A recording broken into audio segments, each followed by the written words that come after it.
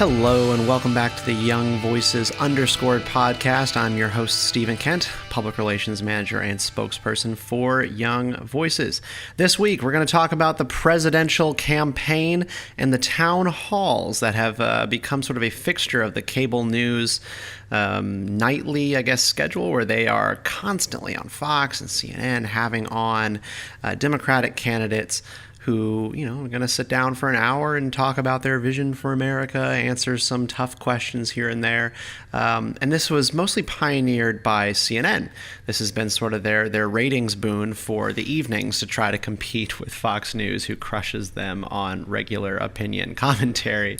But Fox News has moved into this space now as well to compete and sort of clap back a little bit at that. Their most recent town hall was with Bernie Sanders, hosted by Martha McCallum and Bret Baier. And it was fantastic. There was a lot of commentary after the town hall that Bernie Sanders had really essentially won and ended up bringing a lot of voters over to his side, who I think some wrongfully assumed would have just been predisposed to disliking Sanders or not open to his ideas, but turns out a lot of people are. And there's a reason why. So Kristiana Bolzman is with Young Voices, and she wrote about this in townhall.com, about the town halls and just why they are such good programming, good for our politics and civics in general, and might engage more voters in the future, particularly millennials and Gen Z. Yes, that's the one, Gen Z. So without any further delay, let's hear from Kristiana Bolzman.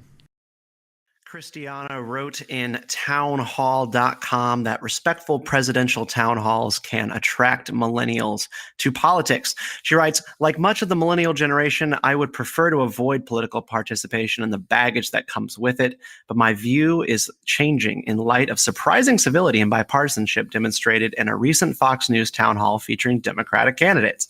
These events and the constructive conversation they have fostered give me hope for the 2020 election and my generation's participation in it. And joining me now is Kristiana Bolzman, all the way out from Oregon. She is a staffer at the Independent Institute and a Young Voices contributor. Kristiana, welcome on. Thank you so much for having me, Stephen. Yeah, it's nice to talk to you. Tell me a little bit about what spurred you on to write this piece. You must have been really moved by the Bernie Sanders town hall to get in front of your keyboard and punch this out as some sort of hope for the 2020 election. I admit that I have a pretty dismal view of what we're headed into right now, but I have enjoyed these town halls. They seem to represent something different, and CNN has done these as well, but I gotta say, I think Fox's was better. Mm-hmm. I have to agree with you there. Yeah, this was inspiring to me just because of my dismal outlook of the 2020 election and my fear of how controversial it was going to be and how divisive, especially between parties. So I was just really encouraged to see that Fox News, which tends to be a more conservative media outlet, would be willing to host a Democratic candidate and let them tell their story. And I felt like, and I hope you felt the same, throughout these conversations during town halls, that candidates were allowed to tell their story, even if it was a more liberal view than Fox News typically presents, which gave me encouragement because I felt like, for one, the news is finally presenting what could be true rather than what they want their readers to hear. And that's encouraging to me, and I hope to many other millennials. Well, I think Fox News had it pretty easy in this regard because the DNC shut them out, not the other way around.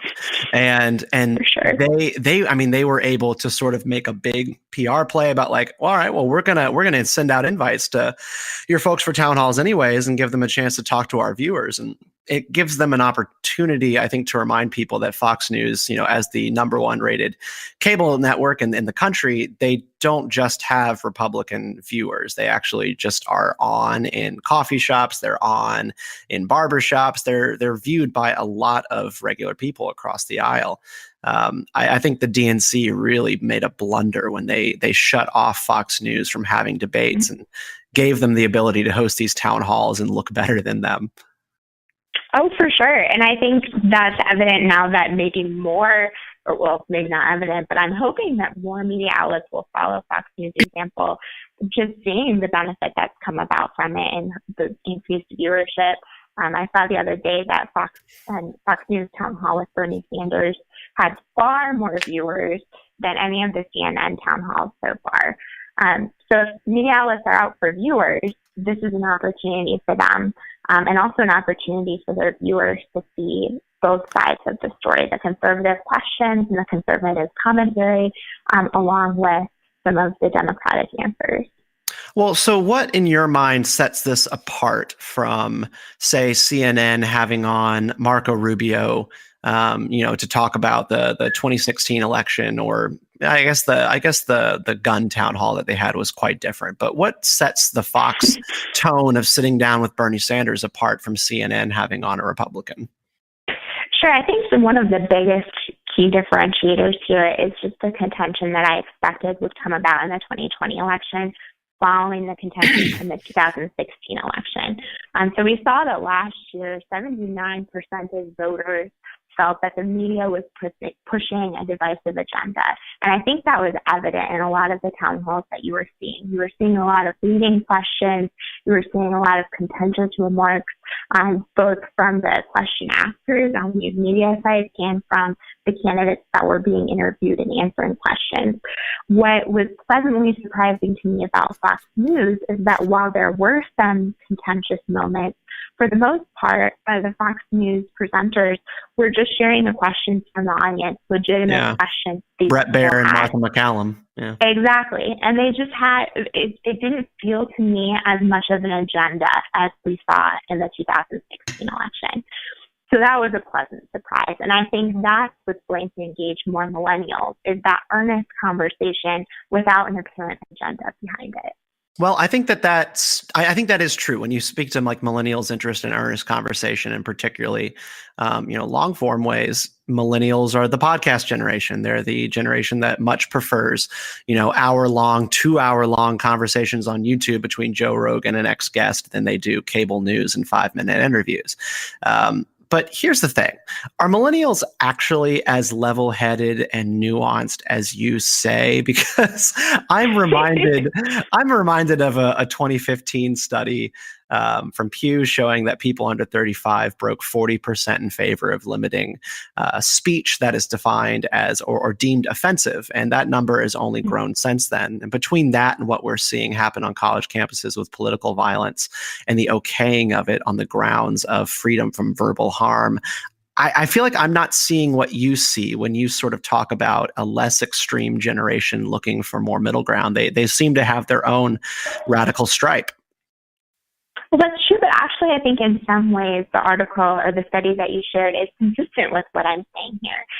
Because we as a generation, from what I'm seeing, don't like offensive behavior. For example, in the article, we saw that 84% of millennials give to charity. 64% of us volunteer. We're projected to be the generation that gives the most to our communities through charitable giving throughout the course of our lives. More so even than baby boomers, which are a hugely giving generation right now. And that's because we care. We want our communities to be diverse. We want to have people who are invested in each other's lives. And I think the free speech movement that we're seeing on campuses is one attempt of us trying to make our spaces of living more comfortable for others. And while I don't agree that that restricting speech is the right approach to that objective, I think that's an objective that's consistent with wanting earnest conversation in political conversation, especially through town halls. I think that makes a lot of sense. And I definitely take your point. As millennials is sort of a very caring generation that are interested in things like that. I guess I'm just skeptical, but you know what? You're probably right. And I see in young people like you, myself, just a general disenchantment with politics and the status quo because it has left so many people homeless. I don't honestly think that, the majority of millennials are socialists, and we already know that the majority of them are not MAGA types. So we are seeing two political parties that are not offering homes for the majority of voters, and millennials would definitely fall in that category. Absolutely. And I think this is one opportunity to maybe give more millennials homes between parties with this conversation. So you seem to have liked Ken Stern's book, Republican Like Me. Yeah, but do I have do I have the title of that book correct? I believe so. Yeah, you reference it a couple of times.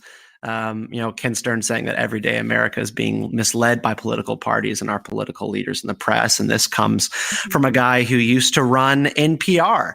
And he has sort of been out on the stump for many years since 2016, trying to get in touch with voters that he used to demonize at his time working at NPR and living in, buttoned up liberal neighborhoods in Washington, D.C. When did you read that book and what was your big takeaway from it? Because I'm happy to share mine as well.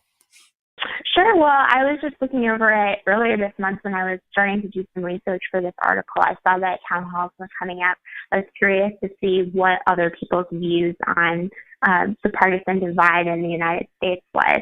And honestly, I just took away a lot of encouragement from that because a lifelong Democrat, I tend to be more Republican, though I have honestly only voted once. It's encouraging for me to see that someone with that background can come into communities that have a different background and can see commonalities. That's just really exciting to me. And now I think it would be really great if more Republicans can see the same in Democrats, which, again, this is kind of what town halls are facilitating. We're facilitating this conversation, which gives just a little bit of insight into the quote-unquote other side that, and hopefully we can see kind of some similarities between the two of us in that way. Well, Christiana, I want to give you an opportunity to walk the walk a little bit. I assume that you are not a rank and file Trump voter who that is declared for president, Democratic, independent, libertarian, or otherwise, brings you a little bit of hope or satisfaction. Who are you actually looking at and going, I think maybe I could vote for that person? It's hard to say this early. I have to be honest. And like I said before, I don't. But there's so many choices. I know. It makes it harder in some ways. I think what I'll be looking for, and I won't name a candidate, but what I'll be looking for is that kind of earnest conversation, that they're willing to listen to the other side. I think it's encouraging to see that some candidates are. Amy Klobuchar is one instance where, at least in the Senate, she's been more of a bipartisan voter, which is encouraging to me. I'm curious to see if election politics will push her to one extreme or the other. And if that's the case, that will be of less interest to me. Yeah, well, I won't ask you. I won't ask you who you're supporting. Then I guess I am looking at. With your criteria, the person who I think actually sort of lives this, but unfortunately is behind the scenes, is Cory Booker. Cory Booker is someone who I've followed for years, particularly with his criminal justice reform collaboration and friendship with Senator Mike Lee of Utah.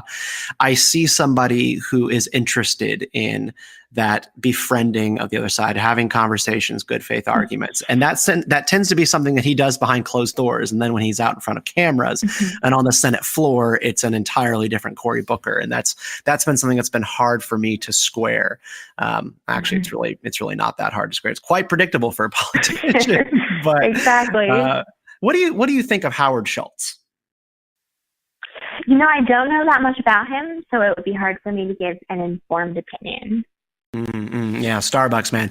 Yeah, he seems to be one of those people who's kind of coming from the old Democratic flank and saying like, "Oh my gosh, are we really the party of Bernie Sanders?" There's a lot of appeal for a candidate like him, but he seems to be stuck in a situation where he is trying to make everybody happy, and in the end, he will make nobody happy. I'm curious because he said he's running on an independent ticket, right?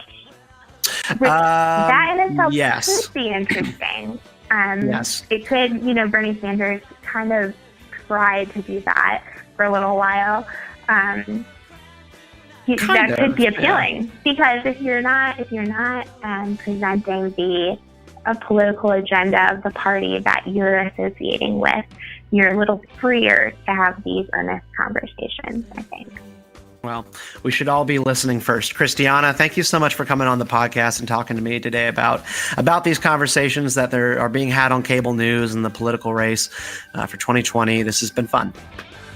My pleasure. Thanks for having me. Where can people find you on Twitter before you go? Sure. I'm on Twitter with my first name, Kristiana Bolzman, without the A. So at Kristiana Bolzman. Fantastic. You can find her there. And you can follow Kristiana on Twitter. You can follow myself on Twitter at Stephen_Kent89. That's Stephen with a PH _Kent89. And Young Voices at YVADV. Please take the time to find out more about Young Voices and the Underscored podcast at www.young-voices.com. And we look forward to connecting with you later on. Until then, stay free.